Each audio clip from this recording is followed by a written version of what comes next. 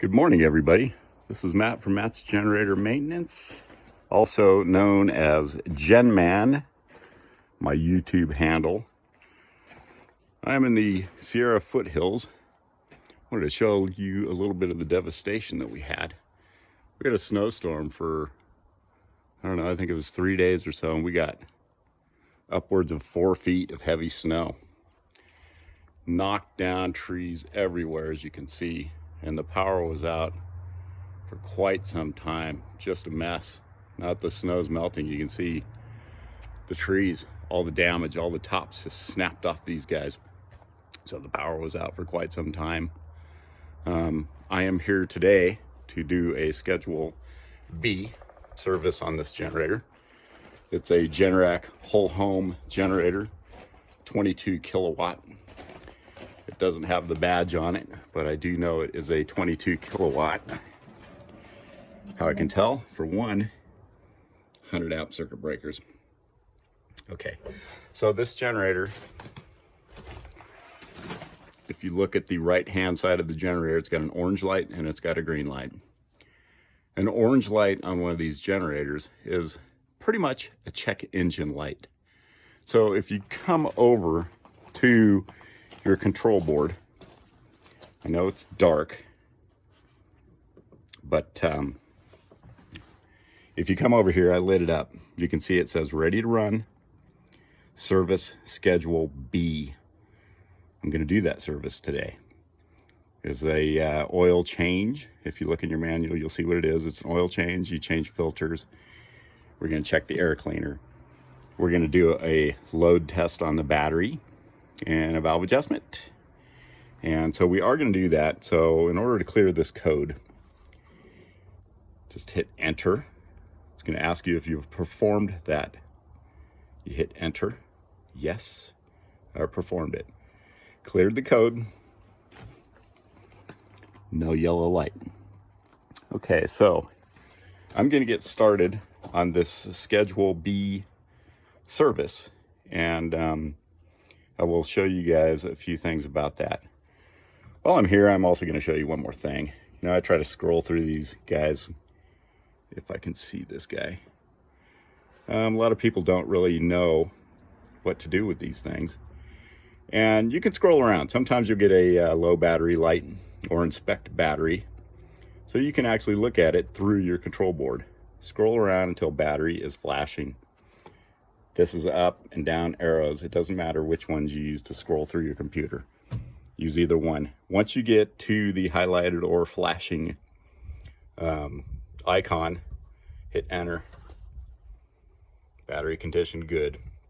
Now this is just telling you that it has more than 12 volts output on the battery. The way to really check it is do a load test on it. You know, good battery tester. So I'm going to hit escape. As soon as you get to system, you can hit enter. That puts you back to ready to run. So before you perform any maintenance, oil change, anything like that on a generator, what you want to do is hit your off button. Turn the generator off. There's a 7.5 amp fuse. Take it out. I usually set it right there. So you know the generator can't start. So if you don't have any oil in there, if you're in there and you know you're working on this thing, you don't want it to gobble up the little string on your hoodie or grab your hoodie or your shirt or anything like that. You just do that anytime you're doing a maintenance on a generator. If you're just going to add oil, you don't have to take that out. You can just turn it off and add a little bit of oil. Okay, so I'm going to go ahead and get started with this guy, and hopefully this will help and be informative for anybody who's doing these kinds of things. Okay, we're still on this Generac whole home 22 kW. We're going to do a Schedule B today. First thing I like to do is get all my tools out. So I'm ready to go. I'm going to need a 10 millimeter socket, an extension. The size for the spark plug is a 5/8 on these. This guy is a, what are we, 1 7/16. That's the, You need that to turn over the engine crank bolt to do your valve adjustment. 10mm Allen for the valve adjustment. I got some feeler gauges. I just keep a few of them together because these are the only sizes I need, so I don't get my whole set. A little magnetic thing to put your nuts and bolts so you don't lose them. You're also going to want one of these, or two of these, I'm sorry, when you replace your valve covers. You want to put new gaskets on them. So you're going to need a couple of these guys. Okay, so we're going to get started. First thing we're going to do is remove this panel right here. So I'll remove that, and then we'll look inside here and I'll show you what I'm going to do next. Got a red light, which is good. That's because that fuse is out and the generator is off. Well, even if it's off, it'll have a red light, but if you ever see a red light, that means the generator's not going to start. Good thing if you're going to work on it. So in order to get to the crank bolt that we need to get to, you want to get over here. This is the right side of the generator. We got an air baffle, intake baffle right here. That's where it gets its air. There's a 10 here, a 10 here. This guy kind of pops over, and there's a tab up in the top. You want to be careful. It's back in there. It's easy to break. Don't break it. But if you do, it's not catastrophic, okay? Another thing I want you to do is when you're down here, there's a long loom that runs through here. This is your stepper motor, and I've seen these get loose. So just make sure that's snug. This guy hangs way down. I don't know why they make it so long, but it is. It comes all the way through here. And sometimes they're inside this baffle. Sometimes they really should run right here. That's what it's made for. But let's take that off. And then there's a little rubber plug in there on a screen. You just pull that plug out, and that will expose that engine crank bolt. Okay, so I don't know how good the lighting is on this, but we'll do our best. So we've got that panel off. We have the baffle off on the right side of the motor. We took the little screen out so I can get to the engine crank bolt. That's what this is for. We can put that there. Actually, before I do that, I'm going to go ahead and take off the valve covers. These guys are a 10mm. Shouldn't take much to get them off. This is cylinder number 2, closest to me. Cylinder number 1 is back there. So we just want to get these guys off.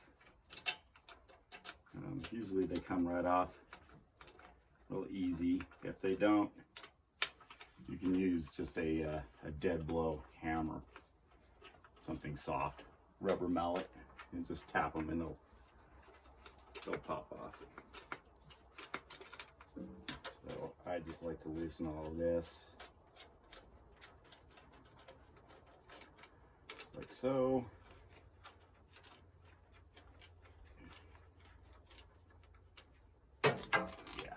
Popped off, no problem.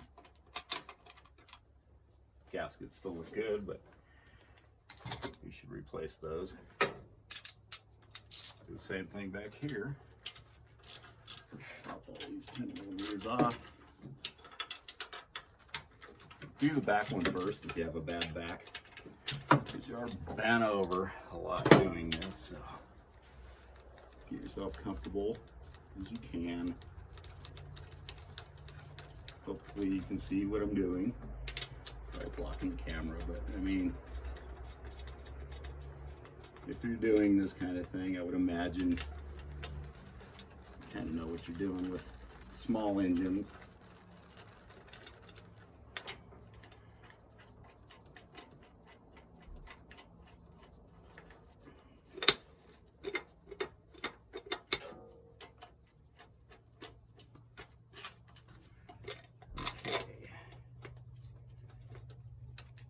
Got these guys off.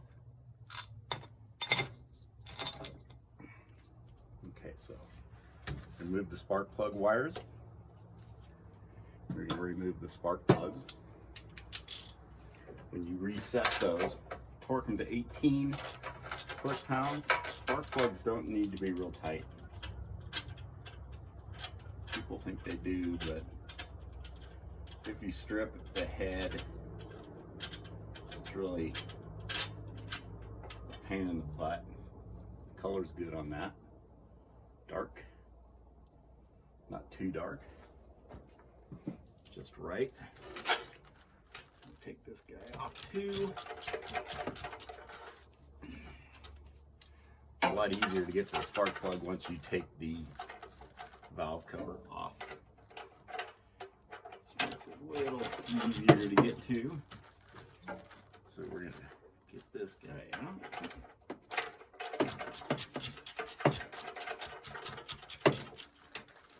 Just a little snugger, a little bit snug.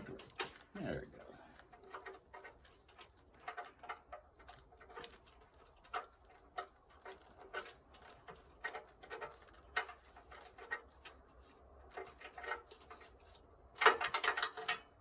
Okay, so before I put these back,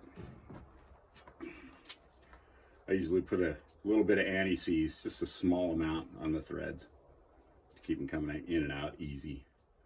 Seems to help. And I also put a little bit of, they call it connector grease, dielectric grease, on the head of the spark plug. And I usually put a pair of pliers on this and just make sure it's tight, because the screws on here, they can get loose. Tighten that up a little bit. Okay, and then you check your gap. Check your manual for your gap. So now what we're going to do is I'm going to walk over here.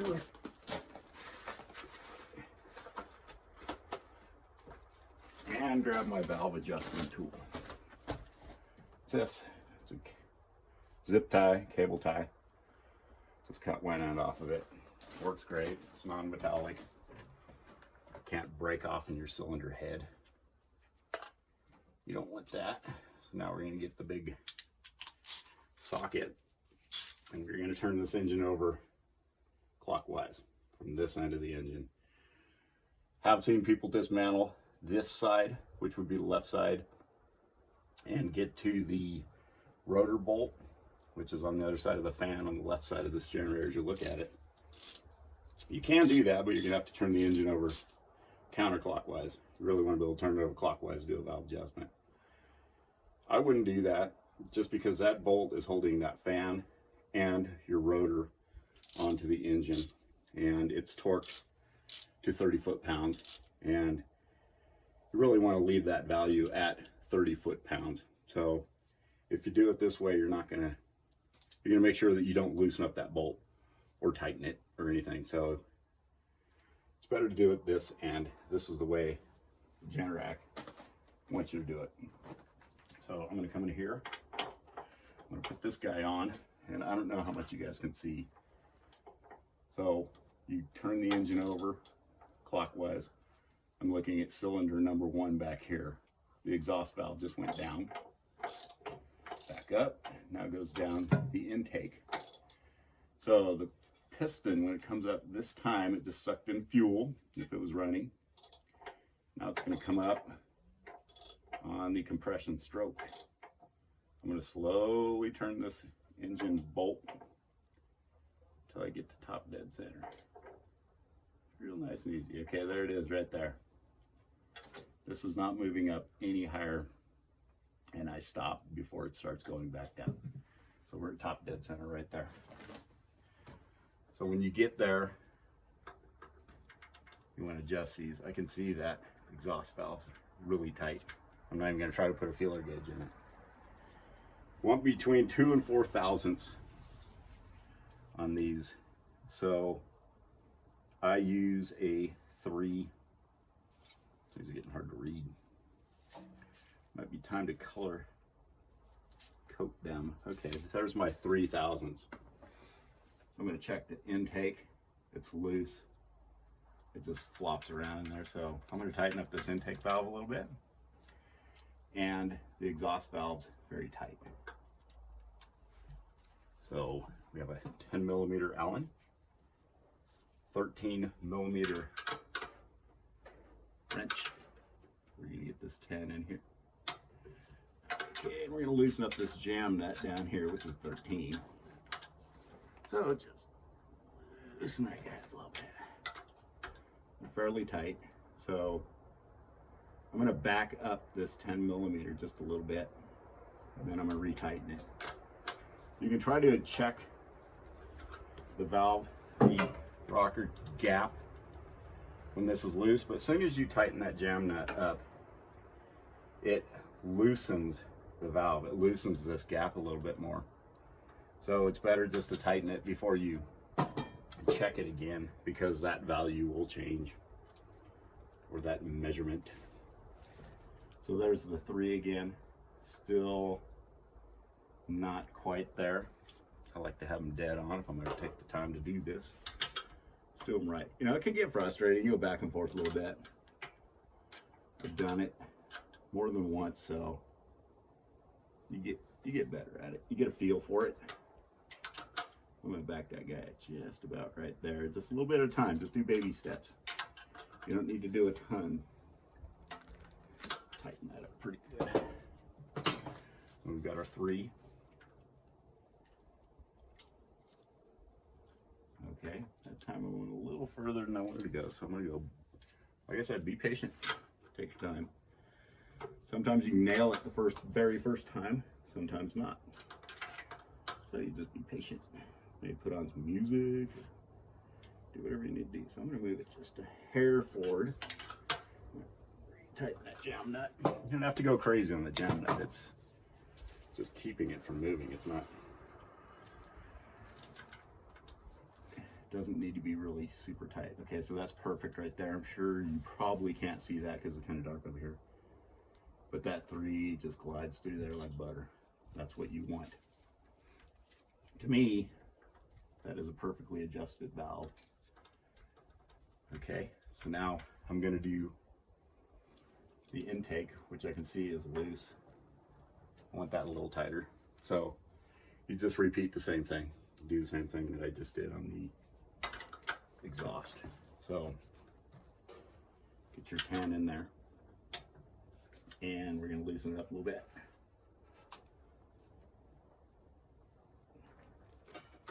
That was a tight one. All right. So then this guy, because it's a little loose, I'm going to take it down just to where that valve, or the rocker, is just resting on that valve. Because like I said, when you tighten this, it tends to loosen. I think it like stretches a little bit. So let's try it there. I'm going to hold this back while you tighten your jam nut so it doesn't move. Okay? So let's get that pretty tight. Feels good about right there. Let's see what we've got on this intake. Look at that, 3. I don't know if you can see it. Slides through there like butter. That's what I like. It's exactly what you want. Now, those are both perfectly adjusted valves. So that was pretty easy. Okay, so now we're going to do cylinder number 2, which is closest to me. And this one's not so bad because you don't have to be all bent over the whole time. So if you have a bad back, do that one first. Get it over with. So we're going to do the same thing. I'm going to use this handy dandy tool, which maybe I'll sell these on eBay or something like that. Professional valve adjusting tool. So we're going to do the same thing. We're going to pop it right in here. Do the spark plug hole. I still have my wrench on the engine crank bolt. So I know from experience that as soon as I bring this up, it's already on its power stroke because the intake valve is down. If you're not sure, take it around the horn a few times. Spin the engine over a few times until you know that you're there, because you want to be there for a proper adjustment. So I know it's there. I'm going to bring it up, cranking the engine clockwise. Here comes my feeler. My little zip tie. Okay, came up there's top dead center right there. We don't need this anymore. So you can throw that back in your toolbox. Oops, hit my multimeter. Shouldn't have done that. Okay, so we're gonna check these guys now. I can already feel that exhaust valve's really tight. They get tighter over time. You think they would get looser, but they don't, because the valve seats into the head further as it gets more time on it. So what I'm gonna do is I'm gonna do the same thing over here. So I'm gonna adjust these guys. Same way. I'll go ahead and video it. Maybe you can see this side a little better. Hopefully you can. So again, my 10, my 13, and my feeler gauges. This one's got kind of a hole right in my way, but that's all right. We'll make it work. So same thing. Let's get this guy here. And we're going to loosen this guy. Jam nut, 13 millimeter. Nice and easy. Don't bust your knuckles. Okay, so that's pretty tight. Just doing this by feel, but yeah, it's backing up. I'm gonna try it right there. Tighten up that jam nut. See what we get. So hold your Allen for moving while you tighten that jam nut. Pretty snug, but you don't need to break anything. I can tell that that's still not quite there. I'm going to loosen that, and I'm going to back this off just a little bit more.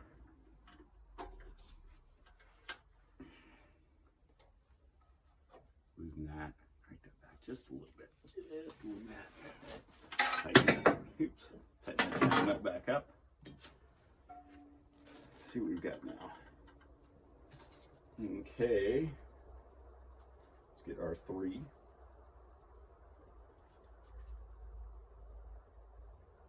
That is the 4. There's our 3.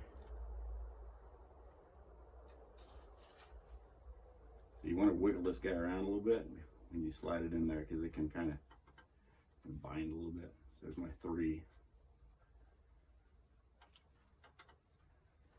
Just like butter. I like that. And then you can try your 2. You can try your 4. I mean, if you can get the 4 in there, it's okay, as long as it's super duper tight. You want the 2 to be a little bit loose. You want the 4 to be a little bit tight. So that intake, I'm happy with. That was a quick, easy. I mean, exhaust. Sorry. This is the intake. Let me check this guy. That one is actually pretty much dead on. Here's a 2.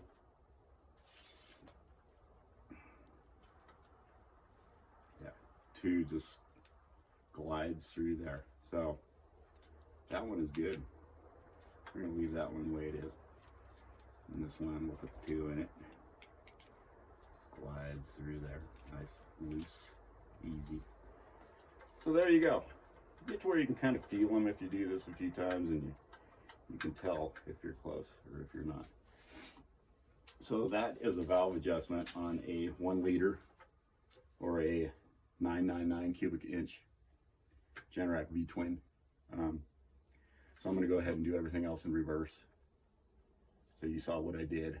When you put these valve covers back on, use a torque wrench if you have one. If you don't, borrow one or get one from your local Napa Auto Parts, or your O'Reilly or something like that. They'll loan you that kind of thing. Put these guys back on. Go from corner to corner when you tighten these. 60 inch-pounds on these guys, 10 millimeter. Spark plugs, like I said, I put a little bit of anti-seize on the threads and a little dielectric there. Check your gap before you put these in. I think it's 0.40.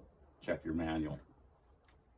Some of them are different on different generators. So put those back in on these generators. You torque these to 18 foot-pounds. If you don't have a torque wrench or you're not going to get one, I advise it, but don't over tighten your spark plugs. Don't do it. You don't need to. They don't need to be that tight. okay, because they're going into aluminum, and like I said, it's a pain in the butt to switch a head on one of these things, or try to, you know, put a Healy coil in there or whatever you want to do. It's still a pain in the butt instead of just taking an extra minute to torque those guys. So I'm going to do everything in reverse. I think you got the idea of what you want to do to adjust your valves. And while you're doing that, just look everything over. Make sure you don't have any leaks or anything like that. So I'm going to wrap this back up. I'm going to let this run and warm it up. And I'm going to do an oil change on it. And while that's happening, I'm going to go ahead and do a load test on the battery and spray a little bit of terminal juice on there to keep them from getting corroded. They're not corroded now, and we want to keep it that way. Okay, so from sunny California to wherever you are, I hope you're warm. If you're in Texas right now, because I know it's just a disaster out there, I feel for you. And so everybody take care, and we'll see you on the next video. You guys have a great day.